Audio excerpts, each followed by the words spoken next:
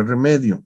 Y carbón vegetal no se utiliza por la cuestión del costo y además no tiene ese poder calorífico. El carbón mineral es realmente carbón piedra y después de hacerlo coque es más sólido todavía. En cambio, el carbón vegetal es sutil, es como plastoformo, ¿no? No tiene esa densidad, no tiene tampoco el poder calorífico, no tiene esa cantidad de carbón. Y como no hay carbón, tenemos que irnos por este lado. Pero como este es el proceso, digamos, industrial de gran escala, lo estamos viendo. Aquí, ¿qué necesitamos? ¿Qué necesitamos? El mineral oxidado, el carbón en forma de coque, fundente, caliza, dolomita y aire precalentado. 4 ingredientes. Y se llega a fundir. O sea, sale apoteósicamente en chorros. Primero la escoria por un lado del crisol del horno y por el otro lado sale el hierro fundido, arabio, también le llaman, tiene 3 o 4 nombres. ¿Ya? Y eso va a la acería, al conversor. Esto va al conversor. En el conversor nada más se inyecta oxígeno y se quema el exceso de carbón dejándolo entre 0 y 2%, de acuerdo al requerimiento o receta que haya en ese momento. En el proceso de reducción directa no podemos usar altos hornos porque no hay sustento interno para el horno.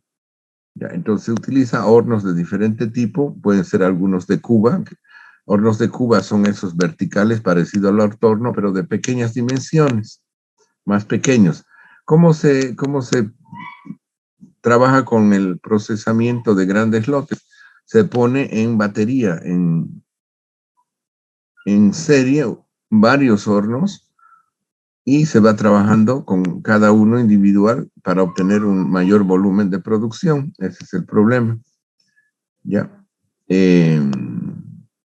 Los insumos son los mismos. No, no son los mismos. El mineral es por supuesto, porque si no hay mineral no tengo material, ¿no? ¿Con qué voy a trabajar? En forma de óxido. Luego gas natural para calentar y gas natural reformado. Esta reformación se puede hacer en reactores externos y trabaja con el gas y agua a alta temperatura y alta presión, obteniéndose hidrógeno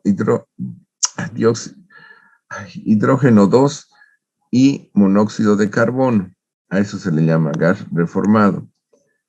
Y se inyecta para lograr la reducción del hierro, pero sin fundir. Anoten esto acá, si pueden anotarlo. Esto es sin fundir, por eso se le llama directa, reducción directa. O sea, cada pepita se va haciendo porosa porque la parte del oxígeno se va y queda como una capita, como una laca ahí, pegada como una capita de pintura, el hierro. Y como se fue una parte del oxígeno, queda huecos, queda con huequitos, queda poroso. ¿Ya? Ahora, eso de llamarle hierro esponja es un poco exagerado porque no se puede agarrar y presionar. La esponja, yo creo que su característica es que uno la aplasta y se deforma, ¿no? Pero acá no, quedan las bolitas sólidas, pero porosas. Por eso se le llama que tiene una estructura de esponja. ¿Ya? ¿Qué más? De ahí pasa al horno eléctrico. El horno eléctrico utiliza gran cantidad de energía, funde el material, ya se hace, ahí recién se hace la fusión, y se agrega fundente, para lograr formar una escoria junto con la roca que acompaña al mineral y separar el metal de la roca y de componentes que son nocivos, como ser el azufre, fósforo y otros metales. Se van a la escoria y ahí abajo queda el metal fundido. ¿Ya? Por supuesto, se necesita energía eléctrica. ¿Esa energía eléctrica de dónde? De la combustión de gas en generadores eléctricos. La producción de energía en el departamento de Santa Cruz, cuando funcione Mutum, se tiene que duplicar. ¿Por qué? Porque se utiliza mucha energía en esta etapa. ¿Bien? Pero fíjense, Aquí el carbón fue la fuente de energía, aquí es la quema del carbón, aquí también la quema, proporciona el monóxido de carbono. Acá el gas natural calienta, pero solamente hasta unos 900 grados, más no. El gas natural reformado sirve de reductor y energía eléctrica para el calentamiento posterior, bien, del hierro esponja. Similitudes son que se utiliza mineral oxidado, que se necesita un reductor, en un caso es el CO en su gran mayoría, y en el segundo es el hidrógeno 2, algo de CO. La diferencia otra que aquí se funde, aquí no se funde. En la segunda etapa aquí está fundido y aquí está fundido. Aquí se utiliza un horno conversor o convertor que trabaja sin necesidad de energía. La energía proviene de la oxidación, de la quema del óxido, de la quema del carbón que está en el baño metálico. Aquí se necesita dar mucha energía para fundir tanto los pellets. En ambos casos, en la segunda etapa se puede agregar un porcentaje de chatarra de acero cuando está disponible y el precio es conveniente. No es una obligación, no es una condición, digamos, determinante. Si hay chatarra disponible y está económicamente accesible, pues se utiliza eso. ¿Ya? Acá y en el trabajo con hierro fundido en el conversor. ¿Ya? Esa es la situación total. Se compartió algunos videos para ilustrar eso, pero hay que tener, y ahora no sé cómo salir de acá, ahora salí.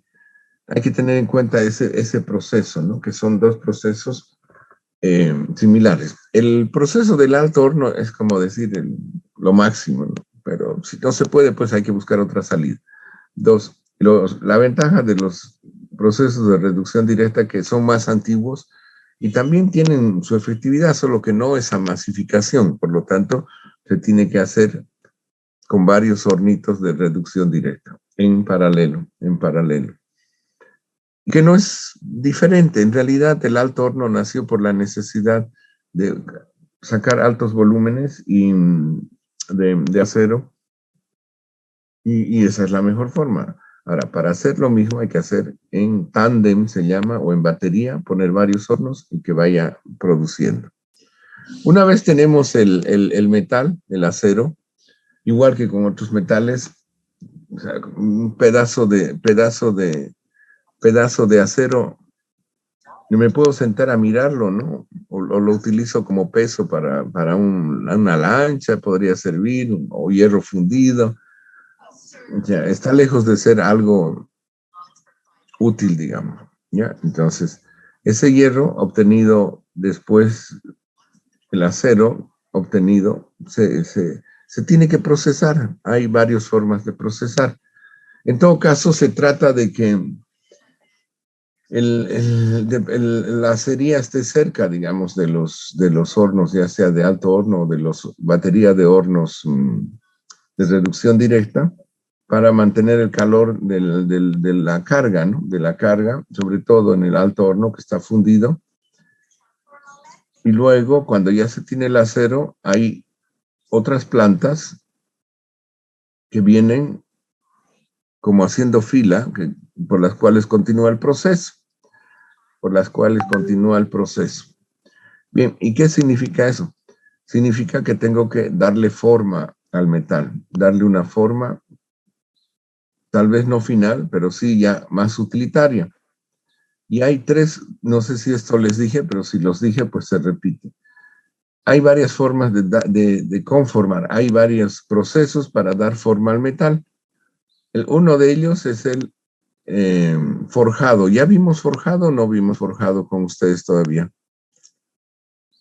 Forjado nada que ver, ¿no? Hola.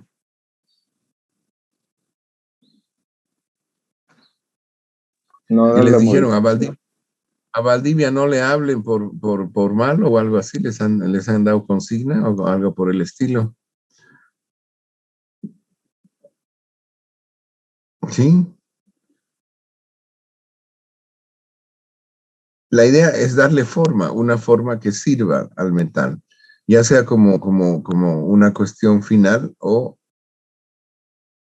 que, que sea útil, más útil que una masa ahí de metal que va saliendo, ya sea fundida en formas fijas o en un chorizo que va saliendo. Entonces, esos procesos son los siguientes. El primero es la conformación plástica. Anote, por favor. Conformación plástica, el primero. No, borrar. El primero y más antiguo es el forjado, pero no se lo menciona ahora tanto como una cuestión, ¿cómo se diría? Tecnológicamente de gran alcance, porque tiene sus problemas, ¿no? Es lento y además se producen piezas unitarias. O sea, se tiene que hacer prácticamente como si fuera una artesanía, uno por uno. ¿Ya? Ese es un problema. Pero sí, ahora lo vamos a ver.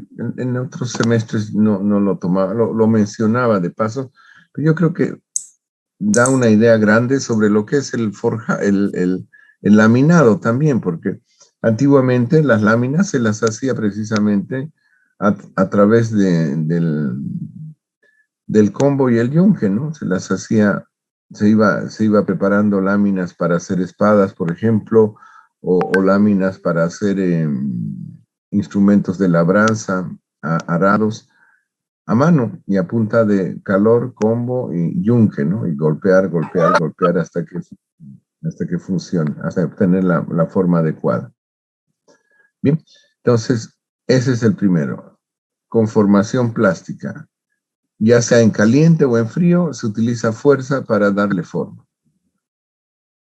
Y fuerza, se podría decir, no muy delicada, fuerza bruta.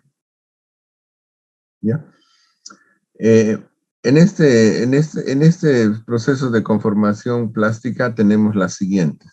Les dije, el forjado, laminado. El laminado, por más que el nombre sea laminado, no solo produce láminas, puede producir formas muy complejas, tubulares incluso, ¿ya? O sea, no es una buena apropiación del nombre porque habría que, en otros idiomas se dice el proceso de pasar por rodillo, digamos, o rodillado, o cilindrado también, pero cilindrado aquí es otra cosa. O sea, pasa por unos rodillos, pero de acuerdo a la disposición del rodillo y del ángulo en que se encuentra y la forma de la superficie del rodillo, se pueden obtener perfiles complejos como rieles, se pueden obtener formas para la industria de la construcción, ¿ya? De acero, perfiles muy complejos. Entonces, eso de laminado es entre comillas, ya no es laminado y formación de perfiles complejos, incluso tubos sin costura para transporte de gas a presión o incluso cañones, los cañones de armas de fuego que necesitan alta presión para resistir el empujón del explosivo que impulsa el proyectil. Entonces, el laminado no es laminado, es laminado y compañía, podríamos llamarlo, que se hace con rodillos de diferente forma y ubicados también de diferentes formas. Bien, ¿qué más? Siguiente proceso. Fuera del laminado tenemos lo que se denomina la fundición. Fundición. Y la fundición consiste en aprovechar la propiedad de el metal o sus aleaciones de que a cierta temperatura se vuelve líquido y sabemos que el líquido rellena la forma que lo contiene. Ya, si yo agarro una botella de agua y echo en mi vaso, va a quedar en la forma del vaso. Si lo echo en una taza, va a quedar en la forma de taza. Si me cae al piso, se va a hacer una lámina plana y hasta donde alcance, ¿no? O sea, el líquido asume la forma que lo contiene. Entonces, La solución es fundir el metal. No hay que confundir dos cosas. Una cosa es fundir como proceso físico de levantar la temperatura y transformar a líquido, y otra cosa son los procesos metalúrgicos de obtención del metal desde algo que es un mineral, piedra, digamos, de la roca. En nuestro medio se confunde, se dice fundición. Fundición es en sentido concreto, en concreto, el hecho de levantar la temperatura, alcanzar el punto de fusión, levantar un poco más la temperatura para que haya algo de calor de reserva y viene la forma, y vaciarlo en una forma. Y el metal va a rellenar esa forma y ya tenemos una pieza, que luego hay que trabajar también, ¿no? Superficialmente y otras cosas. Se puede utilizar la gravedad para que llene una forma, pero también se puede utilizar la fuerza centrífuga. O sea, se hace un equipo donde alrededor están diferentes receptáculos, formas, se va echando el metal al medio y se lo hace girar muy rápidamente y rellena la forma más rápidamente que por gravedad, y a veces cuando son formas pequeñas con mayor precisión por la fuerza que tiene la rotación, la gravedad, la fuerza centrífuga. En cambio, la gravedad es una, ¿no? Tiene su fuerza, tiene su aceleración. En cambio, con la fundición en moldes de manera centrífuga, se puede obtener mejores resultados. Claro que hay que tener mejores equipos y saber manejarlos, ¿no? Mejores equipos. Hay diferentes tipos de fundición. Se habla de fundición en arena, que son con moldes hechos de arena. Una arena que tiene que ser lo más fina posible, con algún aglomerante, por ejemplo, bentonita, y se trabaja molde por molde. Un molde y se destruye ese molde, son perennes. Una sola vez y hay que volverlo a hacer. Se tiene un molde del equipo que nos sirve, o varios, para generar la forma dentro de la arena. Se rellena, se rompe la arena, se saca, se rellena, se rompe la arena, se saca, y así sucesivamente. Cuando se hacen pequeñas fundiciones, por ejemplo, los joyeros saben hacer, también se hace con arena muy fina, bentonita, y se pone una forma de cera de abejas. Entonces, al llenar ese pequeño molde, el metal caliente va quemando la cera y ocupa su lugar.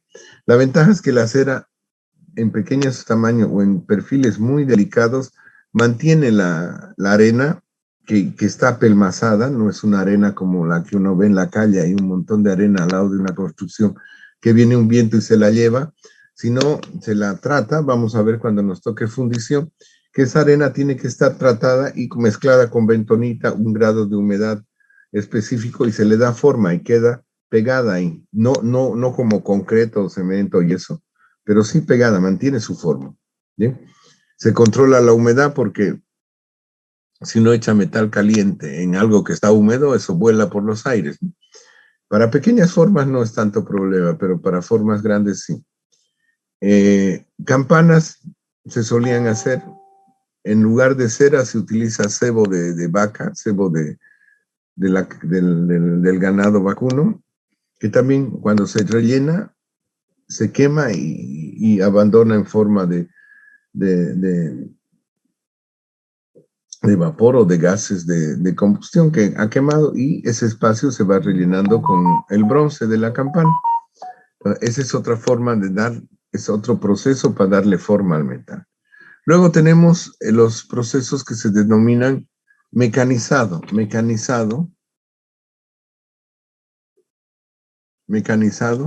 que consiste en darle forma al metal en equipos específicos denominados tornos y fresadoras, que hay de múltiples usos, de múltiples maneras de control, desde los manuales más antiguos, que en nuestro medio se utilizan tornos. Yo he llegado a ver en algunos lugares tornos que tienen 50, 60, 80, 90 años incluso. Viejitos, pero funcionan. El problema es que la exactitud con la que elaboran una pieza no es muy confiable, ¿no? En Alemania tienen un protocolo que las firmas serias, casi todas prácticamente, un torno, una fresadora no lo usan más de 5 años, porque ya no es la misma exactitud que cuando está nuevo, ¿no? Entonces, los venden y renuevan. Incluso el Estado ayuda a los privados a renovar su material para que la producción sea de alta calidad y no lo que sale, ¿no? Lo que sea. Países como Bolivia, como les decía, hay tornos que se usan muchísimos años reciclados y tiene que ser muy hábil el tornero o el fresador para lograr un buen resultado. Entonces, cuanto mejor es la maquinaria, no hay necesidad de tanta... Es otro tipo de especialidad, ¿no? Manejar maquinaria de una mecánica de precisión que hacer el mismo trabajo para salvar la situación, nada más, ¿no? Hacer un repuesto que no se consigue, por ejemplo. ¿Ya? Esto de torneado y fresado requiere de un entrenamiento largo, no es que aprenda uno en un día, sino tiene que aprenderse de manera supervisada, porque son máquinas que desarrollan una potencia alta y pueden ser fuente de accidentes, ¿no? De accidentes tanto voluntarios como, o sea, por negligencia del uso o mecánicos o por problemas mecánicos, ¿no? Entonces, es necesidad de un entrenamiento, no es cuestión de apretar el botón y ponerse a manejar. Bien. El torneado se caracteriza porque la pieza que estamos conformando, la pieza a la que le estamos dando forma, es la que tiene movimiento principal. Gira sobre un eje, sobre un uso. ¿Ya? Entonces, es la que gira. Y la punta que hace el trabajo de escarbar la superficie, rascar la superficie, es la que se mantiene relativamente inmóvil o con muy poco movimiento, ¿ya? En el fresado, al revés, la pieza se mantiene con poco movimiento y es la fresa o muela la que se mueve a alta velocidad y va perfilando una superficie, ¿no? El otro va girando y aquí se aplica la herramienta de corte, son herramientas de corte. El proceso de mecanizado se basa en el corte, es el corte. O sea, pero yo no veo que corte nada, no, está raspando la superficie, está desgranando la superficie, una punta, y ese es un corte, otro corte, otro corte, otro corte. Y esa viruta que produce se genera en base al corte de la superficie, ¿ya? Es un fenómeno de corte, ¿ya? El siguiente proceso, a ver, ya hemos visto rápidamente, o sea, estamos dando los títulos, luego vamos a volver y entrar a cada uno de los procesos. Hemos visto la forja como abuelita de la laminación, luego la fundición y el mecanizado. ¿Ya? Esas son las principales formas los principales métodos para dar forma al metal. ¿Alguna consulta hasta acá?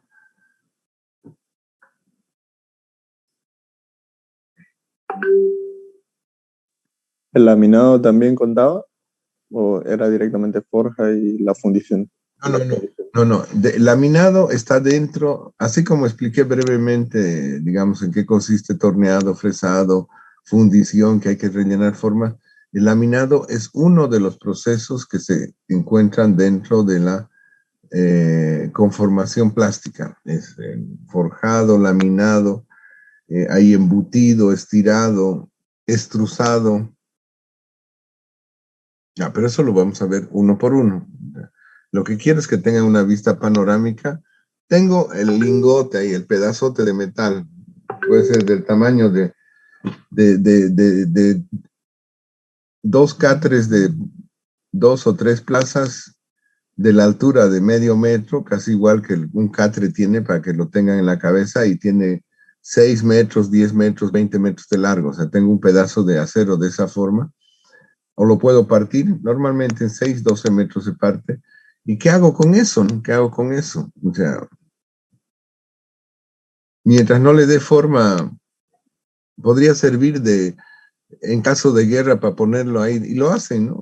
Delante de un búnker para que reciba los impactos y no lo perforen, ¿no? No, y a propósito, en museos de guerra se ven planchas de acero 20 centímetros, sólidas, como un ladrillo, 2 ladrillos, unas cosas así. Y una que me impresionó realmente en un museo en Varsovia fue una plancha, tendría unos 30 centímetros de grosor, recortada, ¿no? De un búnker, y en una se ve que el proyectil topó y medio desportilló la superficie y se veían como gotas acá de metal, como si hubiera hecho caer metal fundido, goteado aquí encima. Quiere decir que el metal, el proyectil, tanta energía que se evaporó, o sea, como si fuera, no pasó.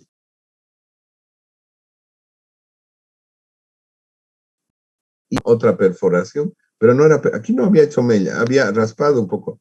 En la siguiente era un proyectil que empujó el metal, pero así quedó, como una cavidad, ¿ya? Por la energía, plaf. Y el tercero debió ser una ráfaga, más o menos, debió ser, ¿cómo se llama? 150, no más, era más grueso. Más o menos los proyectiles eran como el grosor de una lata de cerveza grande. Y el tercer proyectil golpeó y entró, o sea, se veía el hueco, aquí un hueco un poco más grandecito, aquí más pequeño, y logró pasar. Ahora, eso entra dentro de un tanque o dentro de un búnker, en castellano búnker es casamata, de un lugar así de defensa, y adentro pues hay munición, ¿no? Hay explosivos, hay la misma. Entonces, basta que entre, aunque sea como el tamaño de un maíz, a alta presión, prácticamente fundido, por la alta presión logra penetrar toda esa coraza. Cuando sale, tiene tanta energía dentro que se desintegra. Y cada uno de esos cositos no vaya a ser que le puede dar también a uno de los tripulantes. Pero basta que uno de esos entre, golpee uno de los proyectiles o los explosivos que hay dentro, penetre la vaina, y la vaina es la parte de atrás de un proyectil, ¿no? Donde está el explosivo, o aparte a veces va el explosivo, y lo hace papilla, pues. Han debido ver en esta última guerra que le daban a unos tanques, plaf, y la parte de arriba vuela y se destapa, ¿no? Toda la torreta que está sujeta, vuela y quedan ahí a un lado botadas. O sea, pobres los que están adentro, la temperatura debe llegar a unos 5000 grados, o sea que si llegan a darse cuenta dura un segundo, menos, fracciones de segundos si llegan a darse cuenta que han sido impactados y que pasan a mejor vida, ¿no? Bueno, eso el humano también es tan idiota que se especializa en eliminar humanos, ¿no? Ninguna otra especie hace eso en el mundo, pero nosotros sí lo hacemos. Y hasta con gusto y con orgullo, ¿no? La peor estupidez es la guerra. Pero bueno, eso no lo tomé en cuenta, no es parte del material, pero sí es algo que hay que pensar siempre que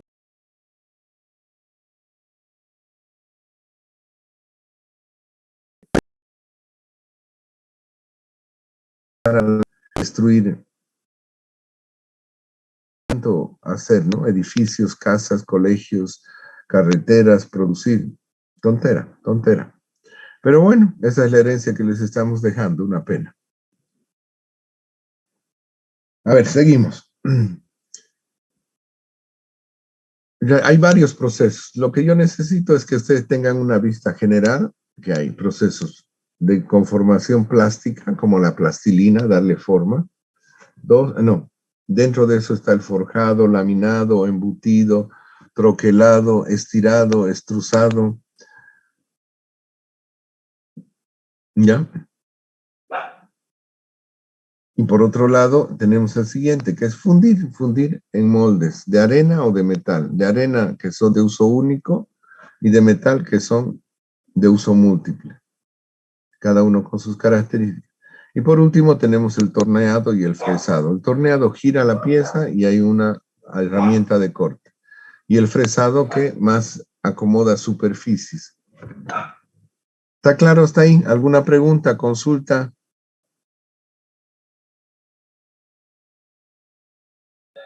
Está claro. ¿Está claro? ¿Sí? Sí, está claro. Sí, Vizcarra, ¿tiene alguna pregunta? No, está claro, ingeniero. Parece que se ponen en modo automático ustedes y ni preguntan. A ver, Reinder Pinto, ¿usted le pilló? Todo claro, ingeniero. ¿Sí? A ver, ¿en qué consiste la transformación plástica? ¿Qué transformaciones plásticas hay? Se me escapó, Reider, no se escape. Responda, a ver, ¿dónde está? No me diga que se salió por nada más. Está Reider, el forjado, laminado, fundición, mecanizado. no, ese. Transformación plástica solo son donde hay fuerza, calor, puede ser en caliente o frío, pero no fundido. Tiene que ser masa sólida, aunque sea muy caliente, pero sólido. ¿Ya? Eso es transformación plástico. Plástico significa, en realidad, el nombre que se le pone de plástico al plástico viene del metal, no viene del plástico, o de la arcilla también. Pero el plástico se inventó el siglo pasado. Bueno, en el otro también habían, pero muy pocos. Por eso se le dio nombre de plástico a los polímeros, porque polímero era muy feo y largo, supongo, y plástico, en cambio, uno dice plástico y se imagina una botella de Coca-Cola, el peine que uno usa, la cosa de la computadora, una cosa así, que parece media madera porque no es tan fría, y no era tan popular. Hace 50 años, en los años 50, 60 se popularizó, antes no se usaba plástico. Había un tipo de polímero, la baquelita, para enchufes y cosas, pero bueno, yo eso también para mí es historia, no piensen que soy de la época de Henry Ford, ¿no? Yo soy un poquito más joven todavía. Resulta de que plástico es esa parte del diagrama de fuerza y tensión, donde a través de una fuerza yo logro deformar, cambiar la forma del metal. ¿Ya? O sea, solamente son laminado, forjado, laminado, extrusado, estirado, embutido. Bueno, en troquelado entra cambio de forma y también corte, ¿no? Pero los vamos a ver todos. Y después, otra forma totalmente diferente es la fundición, que se aprovecha el hecho de que los líquidos llenan la forma que lo contienen. Y otra forma es aprovechar el corte en el torno y en la fresadora. Diga, por favor. Adelante. Ingeniero, quería hacer sobre el estirado. Podríamos verlo con las personas que trabajan en joyería, ¿no?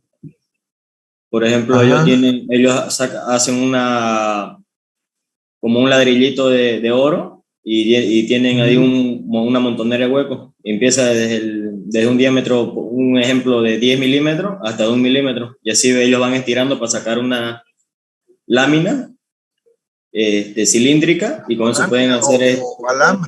O alambre, no un alambre. O los mismos alambres y pueden hacer cadenas de distintas clases de joyería, pues, ¿no? Eso se tira porque tiene un troquel por donde entra la puntita y se va jalando, supongo que con una prensa o con una cosa que vaya jalando a una cierta velocidad y de grado en grado se va disminuyendo. No es que de un solo saque se rompería, ¿no? Ingeniero, ¿pero eso sería deformación plástica o simplemente estiramiento? No, es que el estiramiento es una deformación plástica. Por supuesto. A ver, para que se quede fijo eso, les voy a mostrar un diagrama donde creo que ya se los he mostrado muchas veces, pero una vez más no hace daño. El diagrama tensión-deformación.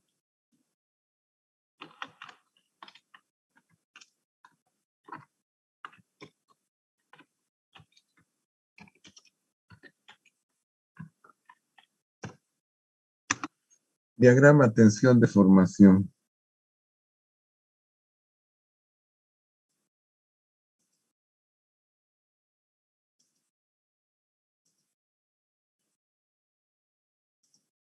¿Y ahora qué pasa aquí? Ay, últimamente no sé qué pasa con los programas.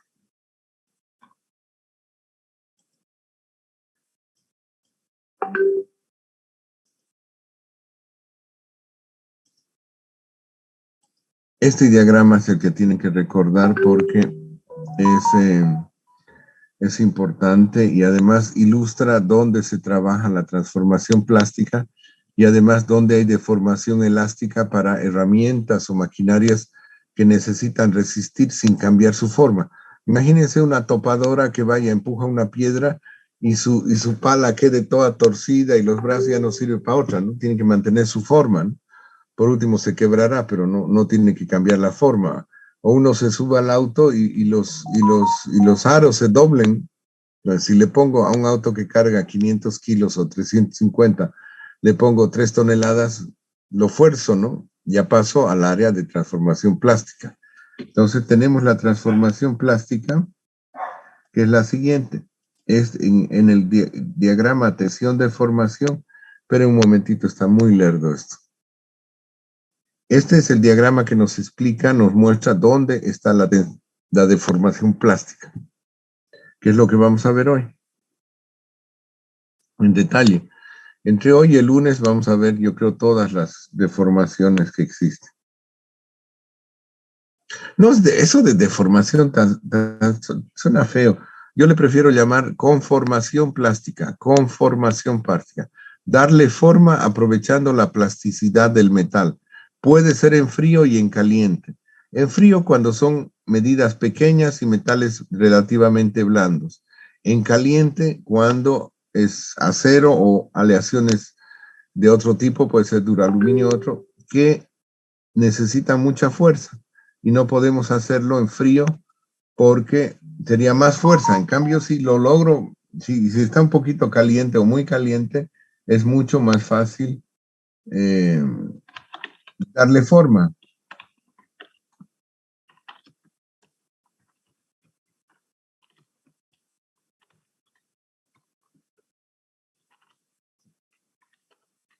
Ya está, ahí está.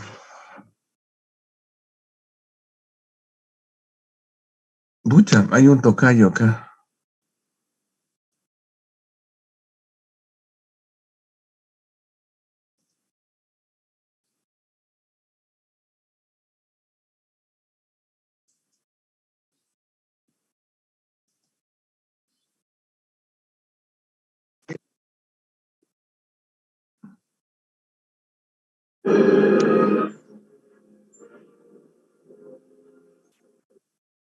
Que aquí vieron sección transversal circular. Ay, pero esto es para más arriba, no es para ahora. Pero se les voy a pasar ahí un video buenísimo de la deformación de un eje.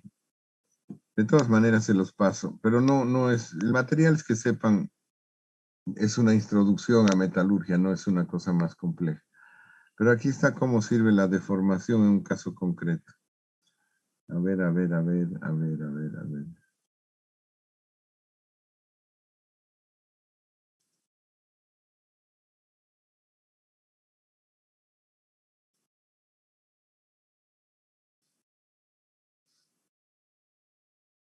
Eh,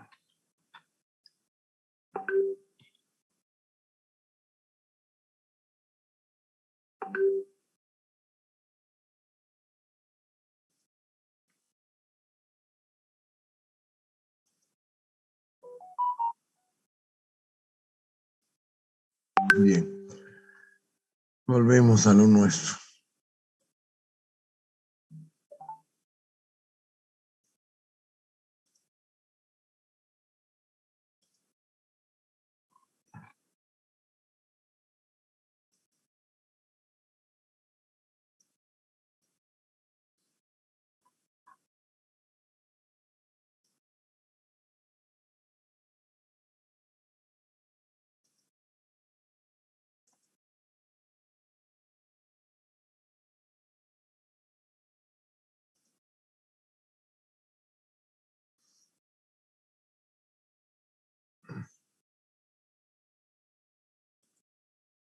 Aquí está. Bien, este dibujo, por favor, este dibujo, en su vida de electromecánicos no pueden olvidarlo, no pueden olvidarlo. Me están escuchando, en su vida, no es de ahora, es de siempre esto. Es Creo este, que este está compartiendo. Para los ¿No mecánicos. lo ven? Ya no, para todos tengo que compartir. Todos están en el mismo grupo. A ver un ratingo.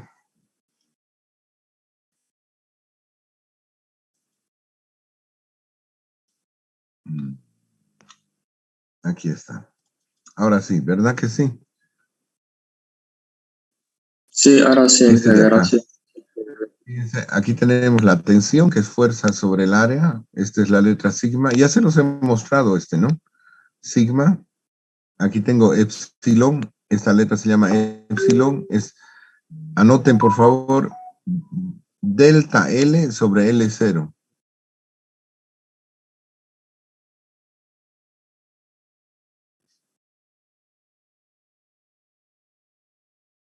Delta L sobre L0.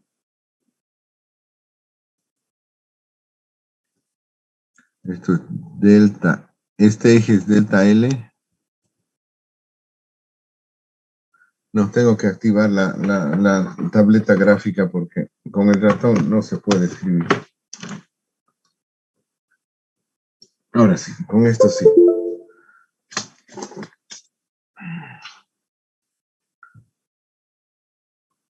Este eje epsilon es igual a delta L sobre L0. O sea, es cuánto se estira sobre la longitud inicial. Este es el estiramiento absoluto sobre el tamaño original de la barra, digamos, que estoy estirando. Aquí tengo sigma, la letra sigma es igual a la fuerza sobre el área. Porque la tensión, si yo tengo acá un eje o cualquier pieza, la tensión a cierta distancia del punto de aplicación de la fuerza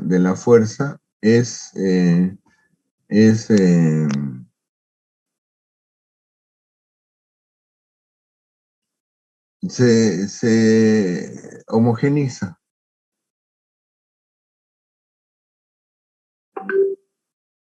¿Para qué me preocupa?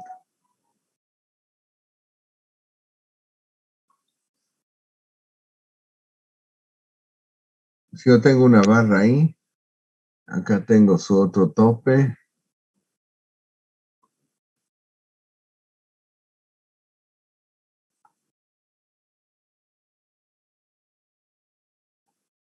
Miércoles no quiere caminar.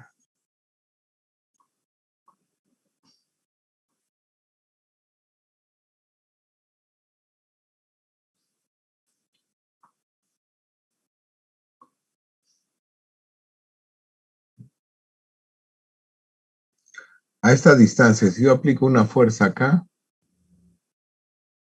que hemos visto esos esfuerzos, una fuerza que tironea para allá y tironea para acá, a cierta distancia de estos topes, acá abajo, al medio, la fuerza está distribuida homogéneamente dentro del área.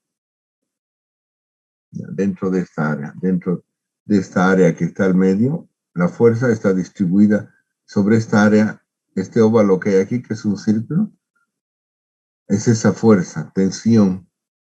No es la fuerza, sino es la fuerza dividida entre el área. ¿Ya?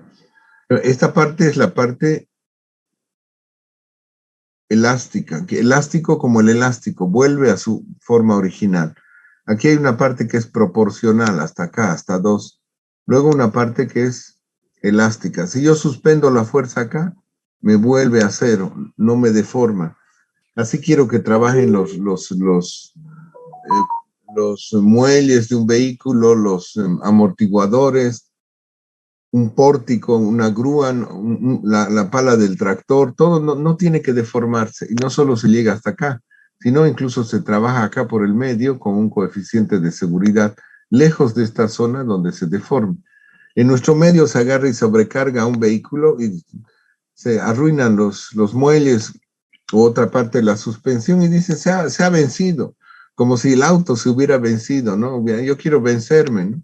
Y se han dado cuenta que decía 1000 kilos y le metieron 2000, pues sobrepasó esa fuerza y ya estira el metal y ya no vuelve a su posición original. Hasta este punto vuelve a su posición. Miren que aquí incluso está ya con una línea. Porque si yo suspendo la fuerza acá, en este lugar de acá, ya queda se traza una paralela a esta parte que es proporcional y queda con esta deformación ya. De acá a acá se deformó, porque esto es delta L sobre L0, tiene ese grado de deformación lineal en ese caso. Si yo jalo hasta por acá, este va a ser, miren, el que hizo esto también hizo lo mismo. Hasta aquí va a ser, todo esto va a ser deformación, todo esto va a ser deformación. Desde aquí hasta aquí es la deformación en ese último caso. ¿Ya? Desde hay que estirarlo un poquito hasta ahí. ¿Ya? Entonces, aprovecho, ¿qué es lo que aprovecho para la deformación? Para generar transformación plástica.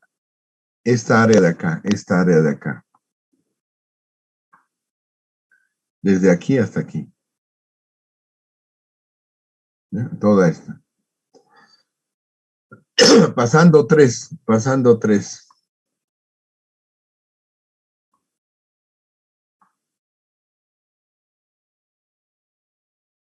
Todo esto en realidad. A partir de 3 a 4 es la deformación plástica. Aquí ya no es tan plástica porque hay una recristalización y hay más resistencia, más fuerza. ¿Para qué voy a gastar más fuerza? En esta área se trabaja para cambiar de forma. Y en esta área de aquí abajo, hasta 2, pero más al medio, se trabaja para que se mantenga la forma, que si hay una deformación, luego vuelva a su estado original. ¿Está claro?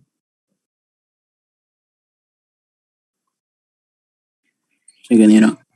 Sí, ingeniero. Una consulta, ingeniero, ¿se puede ver este video sobre algunas deformaciones plásticas?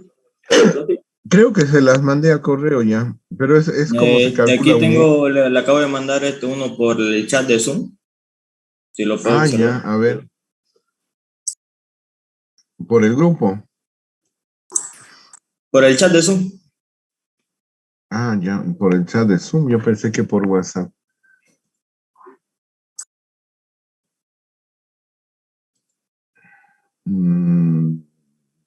Aquí está.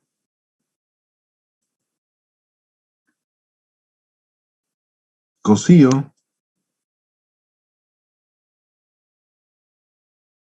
Que no sea muy largo porque...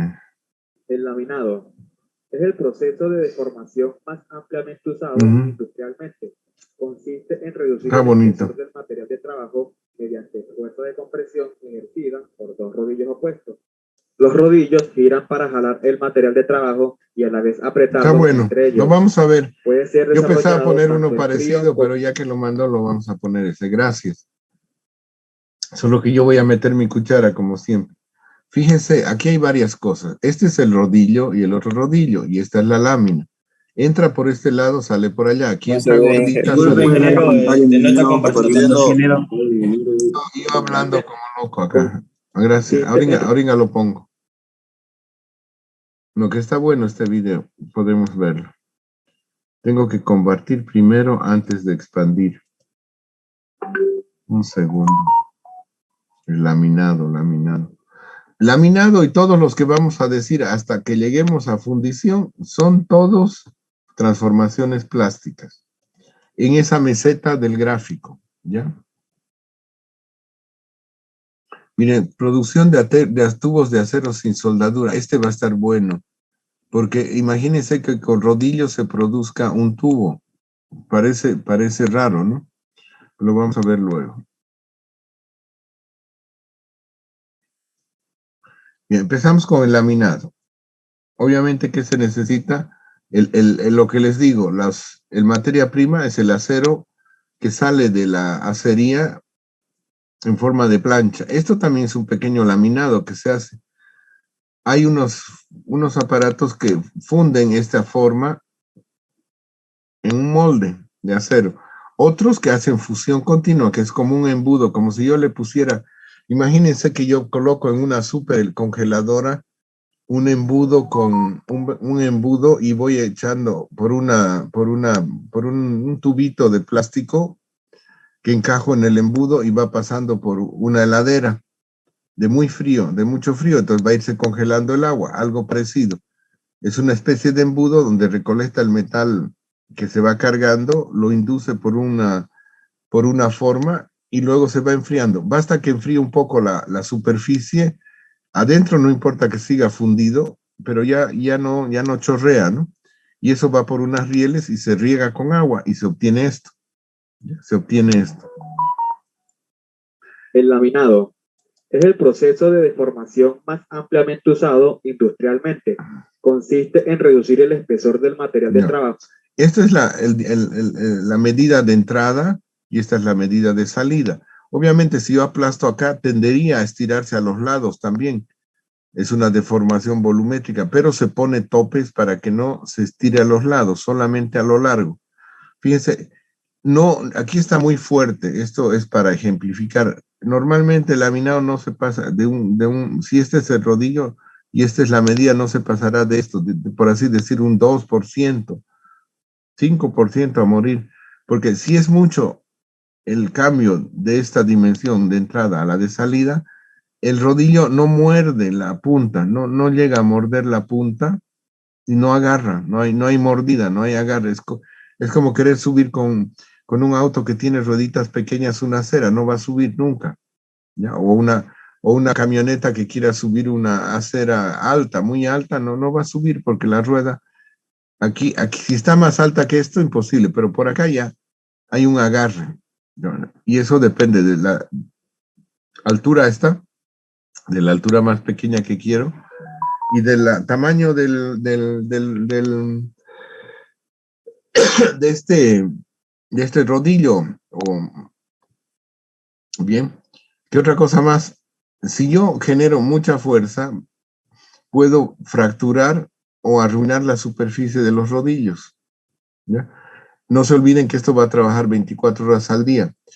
Viene refrigerado por dentro, tiene tubos y refrigeración por dentro para poder aguantar cuando esto está en caliente. Se debe cuidar de utilizar algunas emulsiones que lubriquen este paso, porque si no, empieza a haber pitting. Pitting significa que empiezan a haber puntitos, como si uno agarrara con un alfiler y saca un pedacito de metal de esta superficie, y la arruina, porque todo lo que imprima ya va a salir aquí con esos granitos, ¿no? ¿Ya? Ahora, ¿cómo se combate la fuerza que es monumental, la fuerza que tiene que tener esto? Y esto, lo que se hace es poner aquí encima otros rodillos que apoyan a este. Aquí encima hay varios rodillos, 1, 2, 3, 4, 5. A veces es incluso un conjunto de rodillos que por debajo están apoyando para que no se deforme, no se combe o no se rompa, aquí encima. Pero normalmente se pone esto como muestra de lo que es la laminación, por ejemplo, ¿no? Pero así solito, puede ser que en joyería también se hace laminación con unos laminadores a manija. Se pueden ver en algunas joyerías pequeñas que tienen su laminadora donde a manija lo hacen. Pero son pequeños pedazos de metal y el oro es relativamente blando, ¿ya? Seguimos. Mediante fuerza de compresión ejercida por dos rodillos opuestos. Los rodillos giran para jalar el material de trabajo y a la vez apretarlos entre ellos. Puede ser desarrollado tanto en frío como en caliente. En la siguiente animación se observa un esquema del proceso de laminado. Proceso y tren de laminación.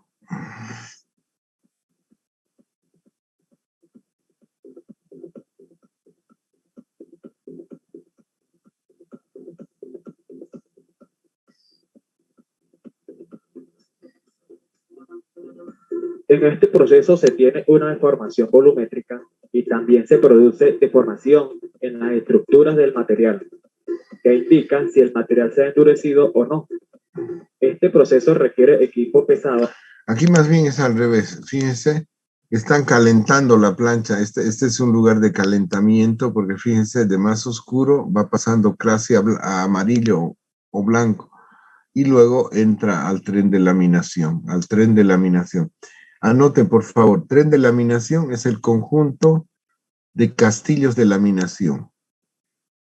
Un tren de laminación consta de varios castillos de laminación. Abajo anotan. Esto también se denomina línea de laminación y jaula de laminación. Son dos formas de señalar. Entonces va cargando y va enviando. Si se ha endurecido o no. Este proceso requiere equipo pesado llamado molinos, laminadores o de laminación. En su mayoría, el laminado se hace en caliente debido a que por... Fíjense, aquí están haciendo una riel, pero van cambiando. Este va cambiando, va cambiando. En un paso se hace una pequeña deformación, en la siguiente otra pequeña, en la siguiente otra pequeña. Pero fíjense que en este caso, a través de 4 molinos de laminación o rodillos de laminación, se contiene una riel que es una forma bastante compleja, ¿no? Fíjense, desde acá pasó muy rápido. Fíjense que va poco a poco pareciéndose a una riel. A pesar que no sé si han visto rieles, porque ahora casi no. Y también se produce deformación en las estructuras del material, que indican si el material se ha endurecido o no. Este proceso requiere equipo pesado llamado molinos, laminadores o de laminación. En su mayoría, el laminado se hace en caliente. Para hacer una riel se puede pasar por 20 rodillos, incluso más. No es en un solo saque. Aquí se lo ve rápido y maravilloso, pero no es tan rápido. A que por este proceso se da una gran cantidad de deformación para dar la forma deseada del material. Los metales laminados en caliente están normalmente libres de esfuerzos residuales y sus propiedades son isotrópicas. Ahí está. Este es un castillo o jaula de laminación. Castillo o jaula de laminación. Fíjense que está entrando por aquí, hay unos rodillos, pero aquí arriba hay otro, son varios. Aquí está donde muerde, pero abajo también hay otro. Y hay otros que soportan a esto, como si una persona estuviera empujando una puerta y detrás hay 2 que lo ayudan a empujar para que él no retroceda, y detrás hay otros 2 por cada uno, y así hace como una pirámide. Por acá pasa, este soporta el choque, tiene que tener lubricada su superficie por dentro enfriada, y estos que están por acá encima, pues, apoya por encima a este rodillo, porque son fuerzas tremendas las que se desarrollan, son fuerzas muy grandes, no puede uno solo aguantarla. ¿Ya? En algún video otro que vamos a ver, estos rodillos que son de contacto, aquí al lado está el repuesto, porque la producción es tan exigente y tan grande que no se pueden decir, oye, se fregó el número 5, ya voy a decir que traiga, no, mañana ya se va a ir a su casa, no. Aquí al lado está el repuesto de está aquí al lado. Rápidamente traen una grúa o el puente grúa, lo cambian, siguen y va a reparación y traen otro, no puede. Y al lado de cada una está los que tienen contacto con el metal, aquí se los coloca para poderlos cambiar rápidamente. Las desventajas en caliente son que el producto no puede mantenerse dentro de la tolerancia. Fíjense que está refrigerando por fuera también y lubricando. Y la superficie presenta una capa de óxido característica. Esto parece lento, pero está rápido. Esto es dibujo.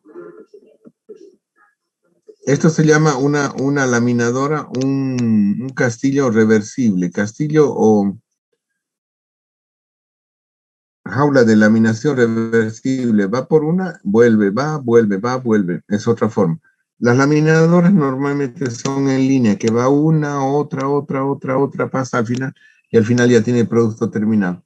Cuando hay problemas de espacio y otras cosas, se hace este tipo de ir y volver, pero cuesta energéticamente más, ¿no? Porque se acelera, hay que frenarlo, pasa.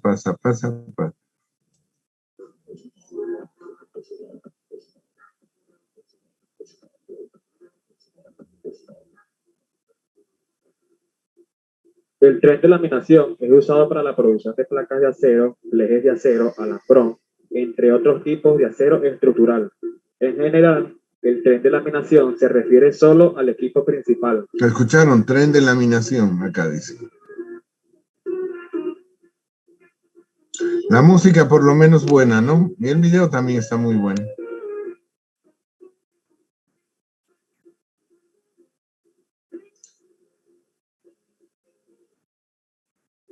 El trabajo de la laminadora es espectacular. El momento en que sucede esto, cuando el metal llega aquí y golpea al morderlo, se siente que tiembla toda la estructura, el piso, a uno lo sacude.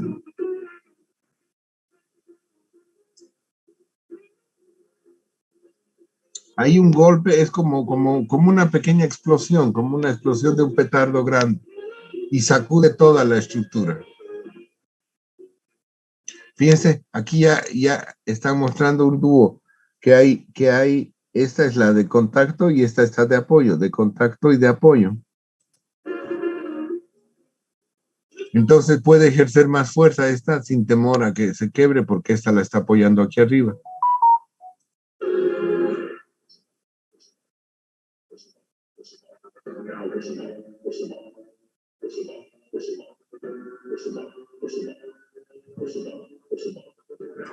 Acá tenemos un conjunto de laminadoras con ejes horizontales y verticales.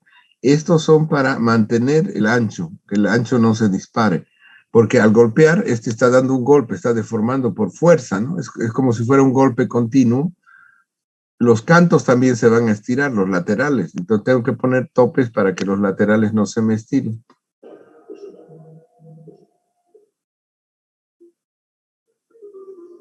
Fíjense esto que tiene un hueco al medio. Esto debe ser aluminio, pero es extrusión. Esto es extrusión. Eso lo vamos a ver luego. Por ahora, laminación. ¿Ya? Dejar de compartir. Es otro principio. Nos queda claro. Se hace pasar por unos rodillos. Depende. Los rodillos pueden estar así. Pueden estar así. Pueden estar...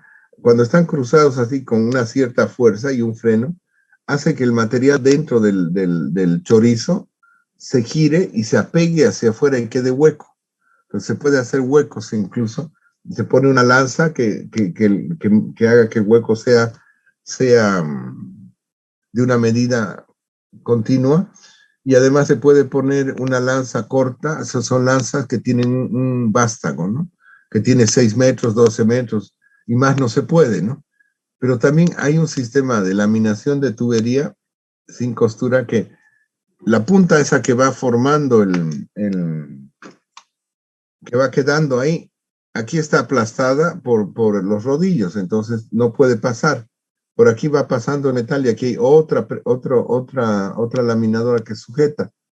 Y esta está presa ahí en medio, entonces va moldeando el interior del cañón, el interior del tubo de manera homogénea, o sea que no varía no es más gruesita, más delgadita, sino es de una medida preestablecida fija. ¿Está claro? Bien. Me va a avisar su nombre luego de participación, quien mandó ese video, pero el resto lo vamos a ver cuando nos vaya tocando. Póngalo en WhatsApp si puede para que lo vean nosotros o adelante un poco. Cuando veamos los otros modelos de laminación, de transformación plástica. Bien, ahora quiero ver lo que es el forjado, que es como el antepasado de la laminación, pero que en nuestra época tiene unos alcances inusitados, unos alcances que no se vieron antes, ¿no? El forjado es golpear el metal, puede ser en frío o en caliente, pero normalmente en caliente porque es más blando, hasta darle una forma deseada. Se puede hacer y se hace artesanalmente. Mucha gente se dedica a hacer piezas artesanales, rejas, cuchillos, machetes, herramientas. Por la zona del altiplano, Potosí, Oruro, yo encontré lugares, pueblos donde hacían, y me compré un par de herramientas para jardín, picotas, asadones y otras herramientas hechas de muelle de vehículo o de riel. No eran muy baratas, pero tampoco eran para morirse de caras y duran un montón, ¿no? Duran un montón hechas a mano, a la antigua. la necesidad, ¿no? La necesidad, se trabaja con lo que se puede. Y las hacían con una pequeña fragua y a golpe, ¿no? Vamos a ver un fragmento de este tipo de trabajo y luego vamos a ver una forja moderna que realmente asombra y lo deja uno con la boca abierta. Ah, me olvidaba. En esa laminadora que hemos visto, fíjense que es mecánica, desde la fabricación de esos semejantes rodillos, el mantenimiento, el cálculo, todo es mecánica. Ahí trabajan un ingeniero de metalurgia especializado en metalografía o en cuestión de física de los metales, ingenieros mecánicos, de tú a tú ahí tienen que estar, y técnicos de ambas disciplinas. O sea, sin mecánica no funciona eso, y sin metalurgia tampoco funciona. Entonces, es un lugar donde se convive y se trabaja conjuntamente entre ambas disciplinas, ¿ya? Y es una buena fuente de trabajo. En el exterior pagan muy bien trabajar en estos lugares. Es que también hay mucho riesgo, ¿ya? De la salud y de problemas hasta el golpe ese de los rodillos puede generar desprendimientos de algunos órganos. Tiene que hacerse estudios no solo del proceso, sino también de que no haya daños para la salud de los obreros, ¿no? O que los vecinos armen un lío porque cada que funciona la máquina tiembla su casa, ¿no? O sea, no puede ser hecho esto dentro de una ciudad, tiene que ser alejado de la ciudad. Bien, continuamos. Vamos a ver forja ahora, por favor. Ténganme paciencia que no me queda otra que mostrarle cosas. Seguro que prefería sobre que ese tema, ingeniero, si no me equivoco, en el mismo video también se muestra lo que es forja. Ya, pero yo quiero mostrar uno específico. Enseguida vemos el suyo. Gracias. A ver, vamos a ver esto. O ya lo tengo acá. A ver, voy a ver si puedo ubicar la parte de forja. ¿Qué dice acá? Forja, extrusión. No, está mezclado. Tolerancias. Ajustes y tolerancias. Forja, ajustes y tolerancias. El problema es que sí, aquí hay forja. Cohesión. Y la forja se realiza con martillos pilones en modo intermitente. En cambio, el afinamiento no se producirá. Pantalla, ingeniero. Estoy viendo dónde empieza porque tiene un montón de cosas. Forja en caliente.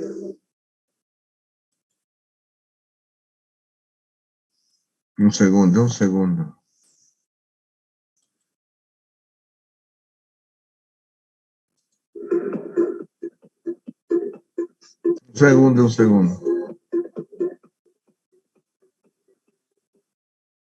Ahora sí.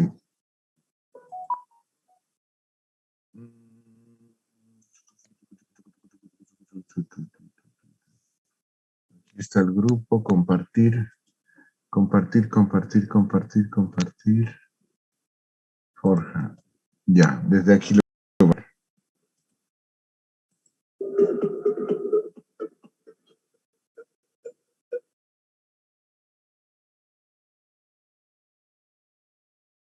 La forja.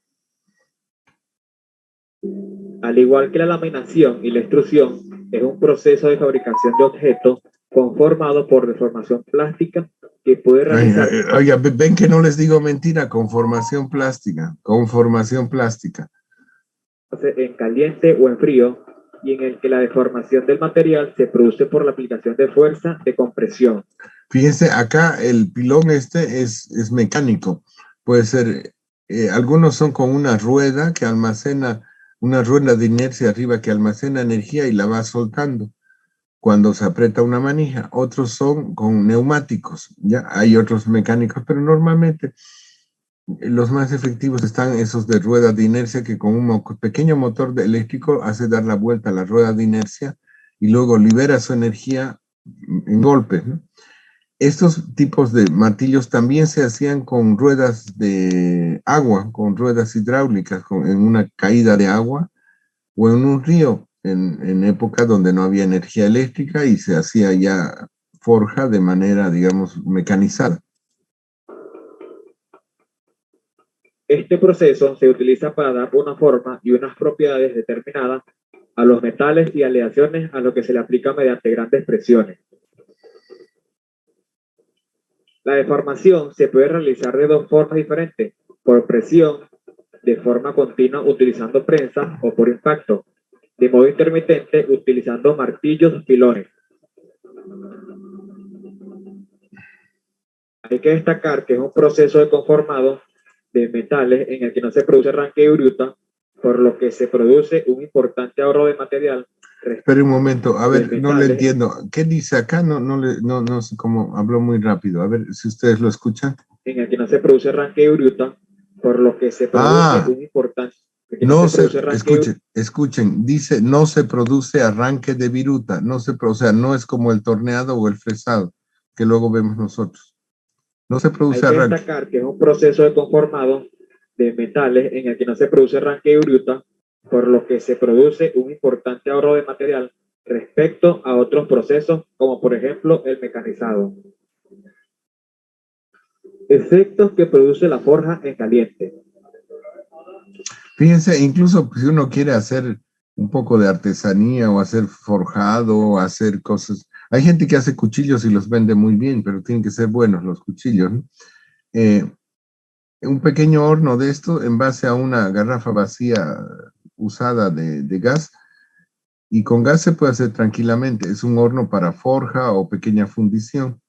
No llega a mucha temperatura, pero sí para esos trabajos funciona perfectamente. 1. Orientación de la fibra. Las propiedades mecánicas del producto variarán, mejorándolas si el esfuerzo se aplica en la dirección de la fibra formada por el proceso. El yunque nunca se utiliza en frío, siempre tiene que ser en caliente, que el metal esté caliente, si no se daña la superficie. Esta superficie del yunque está, el yunque también es forjado, ¿ya? Y la superficie se templa, está templada esta superficie. Si se trabaja en frío, puede desportillarse, tiene que ser en caliente, y moviendo el lugar para que no se recaliente un solo lugar, ¿ya? ¿Qué más del yunque? Hay que cuidarlo, o sea, las herramientas, el artesano, el obrero, son como la prolongación de su mano, entonces se cuida, se debe cuidar. ¿Qué es el cuidado acá? No utilizarlo en frío el yunque. Si quiero usar algo para un corte o algo, tendría que tener unas planchas de metal, ponerla encima y sobre eso hacer el trabajo, digamos, de corte. O sea, que el impacto no sea puntual, sino lo esparza en una zona. Ahora, cuando está caliente el metal, el yunque sirve. Y empeorándola si se aplica en dirección perpendicular.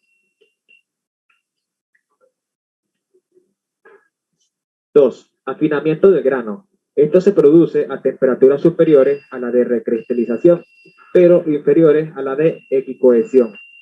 Y la forja se realiza con martillos pilones de modo intermitente. En cambio, el afinamiento no se producirá si se supera la temperatura de equicohesión, y la forja se realiza utilizando prensas de forma continua. 3. Eliminación de cavidades, poros, sopladuras, etc. Debido a las enormes presiones a las que el material es sometido en la operación, este es compactado y desaparecerán las cavidades, poros, sopladuras, etc. Ajuste. No. Bien, dejamos esto. ¿Alguna pregunta?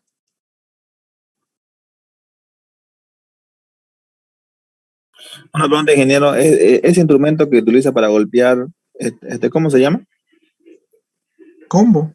Martillos, combos. ¿Es un combo? Algo más resistente lo veo.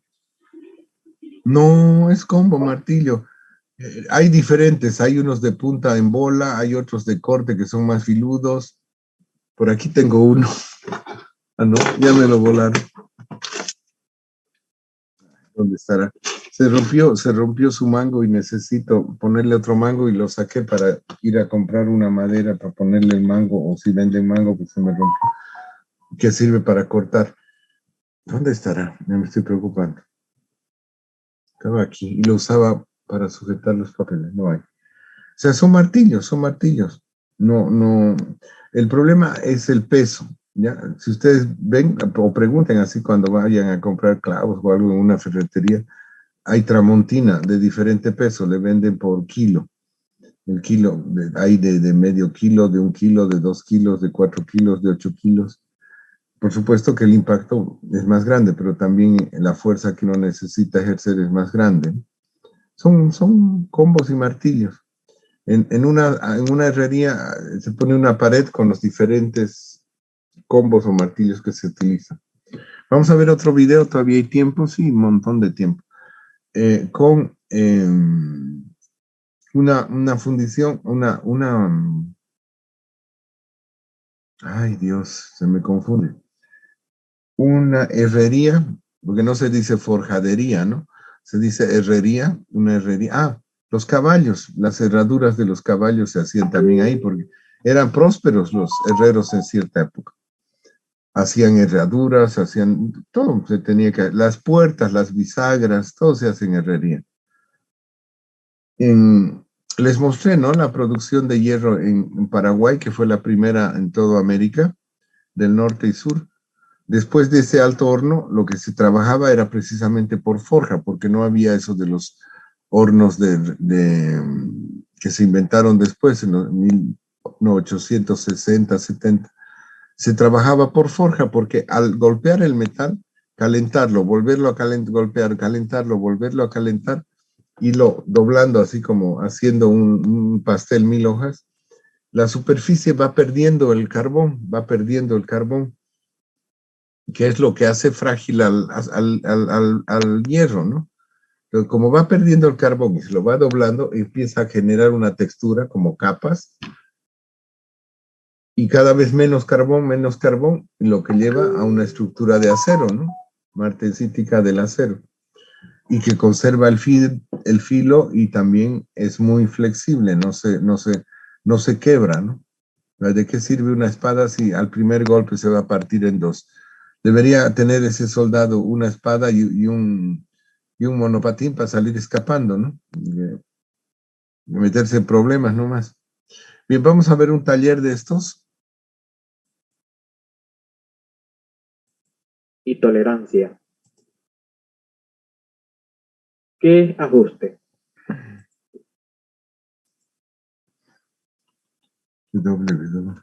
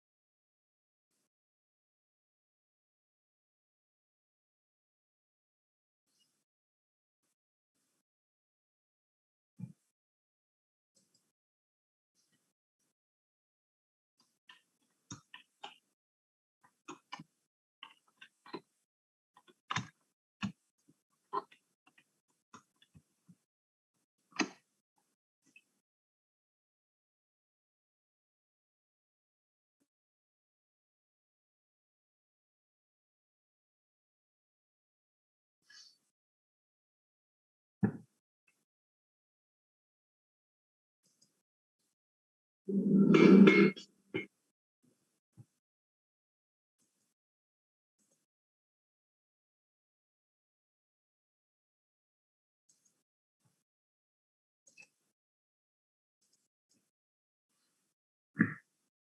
vamos a ver esto. ¿Cómo se hacen las espadas en los últimos talleres de Toledo? Toledo en una época era famoso el acero de Toledo. Y sigue siendo, ¿no? Uno puede comprarse ahí algunas cosas, navajas, y hay paturistas, pero hay también bien hechas.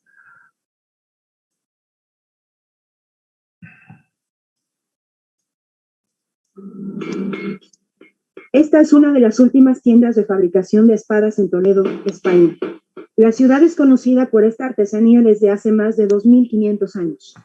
Conquistadores y reyes han utilizado las armas de acero de Toledo en numerosas batallas a lo largo de la historia. En la actualidad es una forma de arte para turistas, producciones cinematográficas y coleccionistas. Pero la pandemia ha amenazado al ya inestable negocio. Visitamos las últimas herrerías tradicionales para ver cómo este negocio sigue en pie. José Ramón Moreno comienza a calentar una pieza de acero en un horno alrededor de 1000 grados centígrados. Los antiguos herreros de Toledo pasaron siglos desarrollando la receta perfecta para el acero que utilizan, pero José no la comparte. El secreto del temple de Toledano, obviamente es un secreto, se va a contar del todo. Originalmente hacían las hojas con una tira de hierro puro envuelta en acero convencional para hacerlas más fuertes.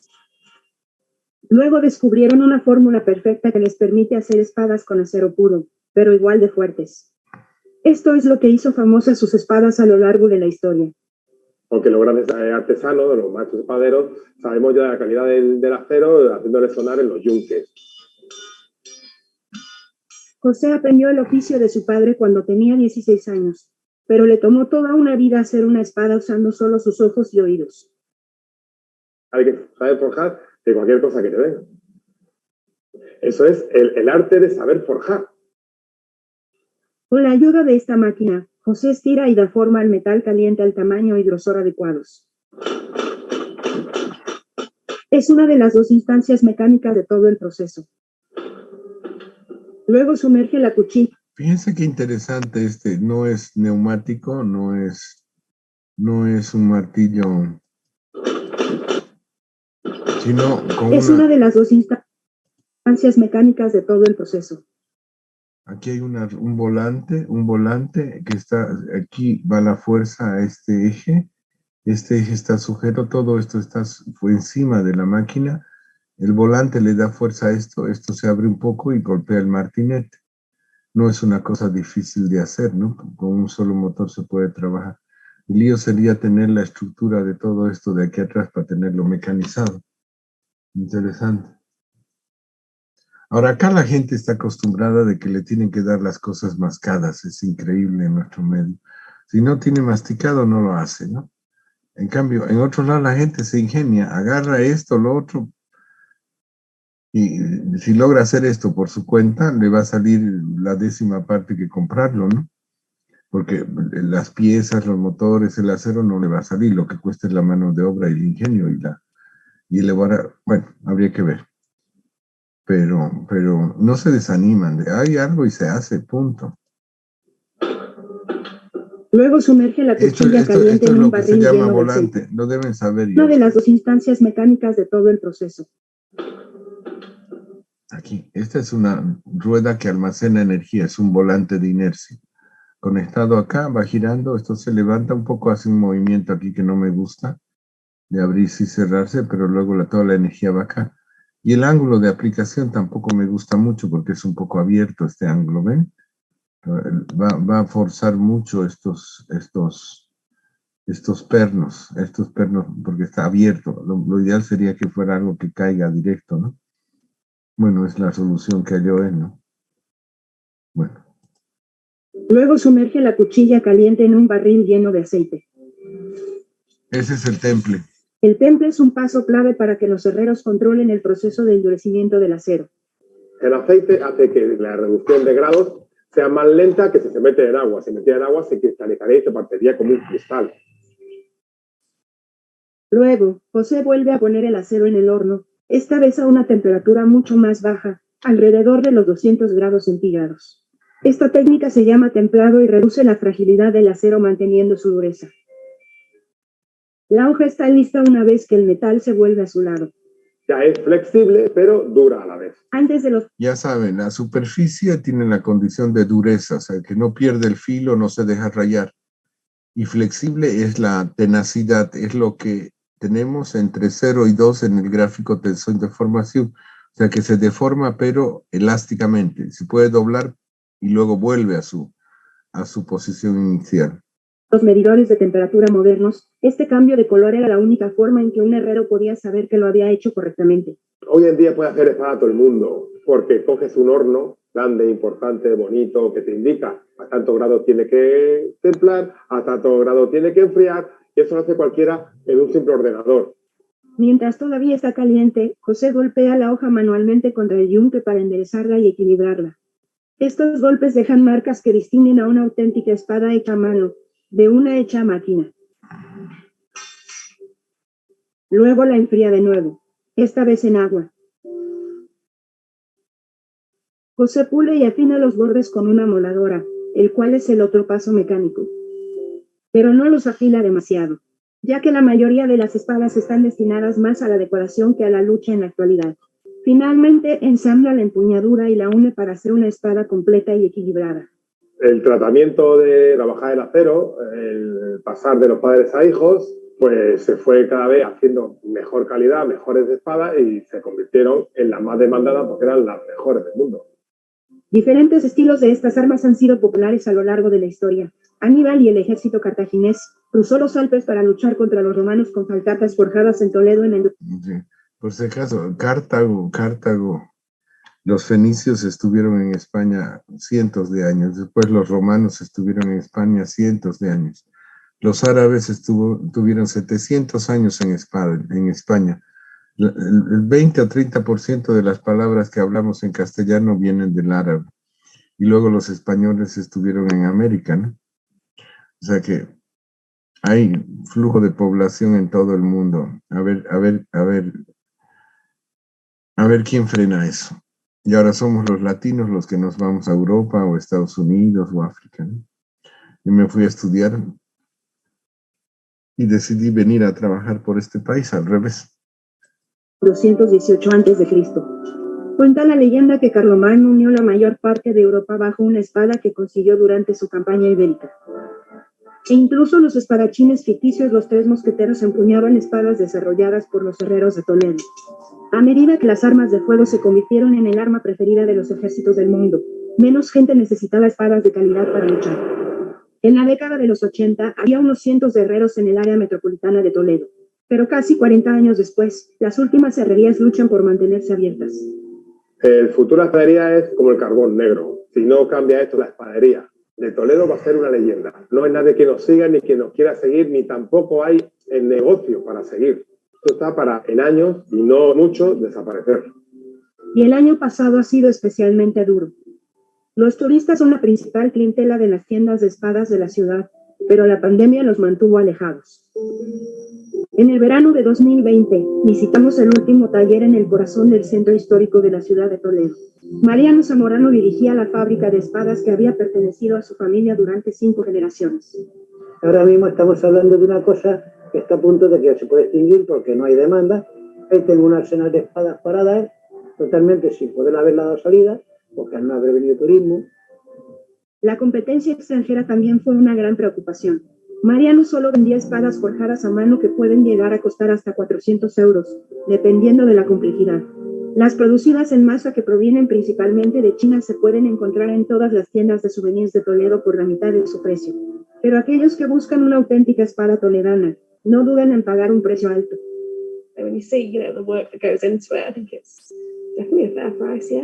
Este exigente trabajo le costó a Mariano 2 de sus dedos cuando era joven. Si te cortas 2 dedos y te va a impedir trabajar, poco trabajar. Pero a sus 69 años, el trabajo en el taller lo estaba agotando. Ya como ves, trabajo con faja ortopédica a poder estar de pie las 4 horas que vengo por la mañana. Ya me canso. Así que a finales de 2020 decidió retirarse. Vendió la fábrica de espadas Zamorano a uno de sus empleados Santi Encinas. Pero en marzo de 2021, Santi tuvo que cerrar el taller y buscar una nueva ubicación para mantener viva el alma de la industria tradicional toledana.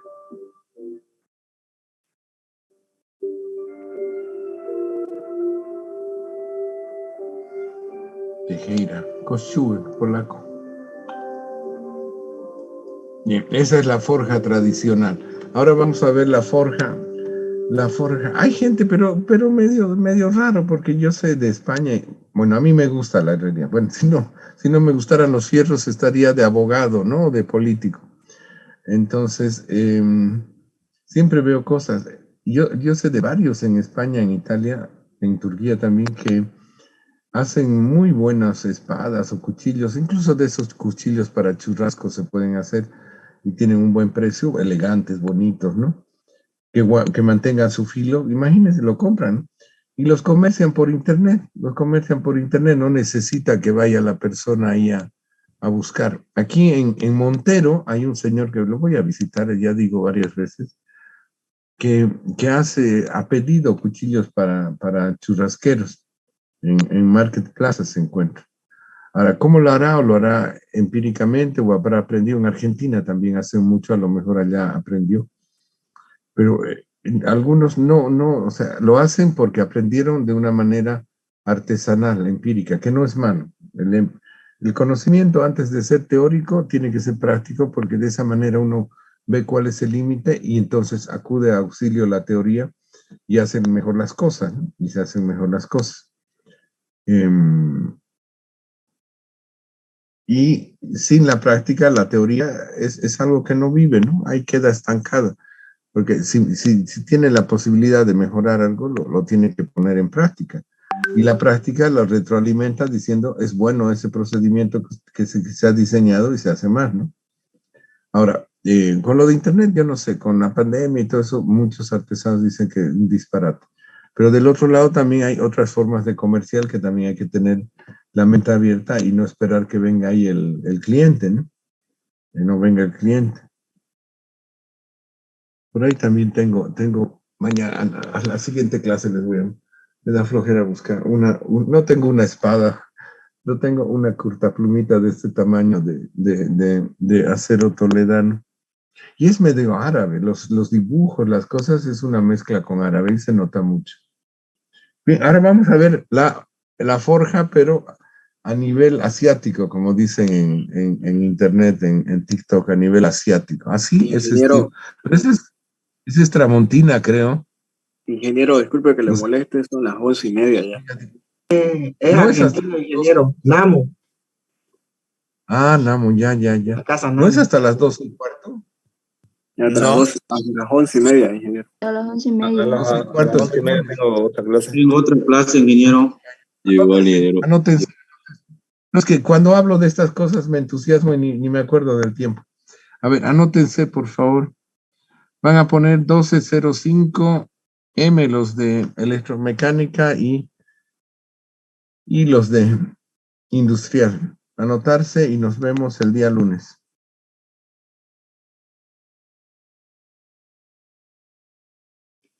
Ay, Dios, ya.